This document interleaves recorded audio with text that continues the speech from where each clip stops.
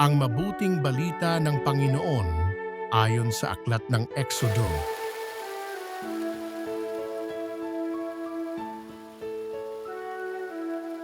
Noong mga araw na iyon, tumapya si Moises ng 2 bato at dinala kinaumagahan sa bundok ng Sinai. Ang Panginoon ay bumaba sa ulap, lumagay sa tabi ni Moises at binanggit ang kanyang pangalan, Panginoon. Ang Panginoon ay nagdaan sa harapan ni Moises. Sinabi niya, "Akong Panginoon ay mapagmahal at maawain.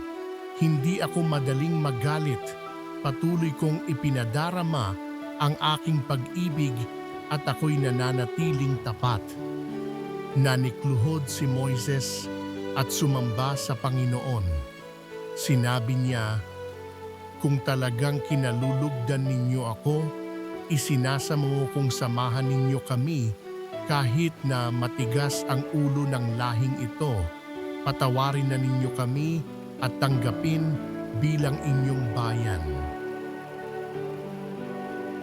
Ang mabuting balita ng Panginoon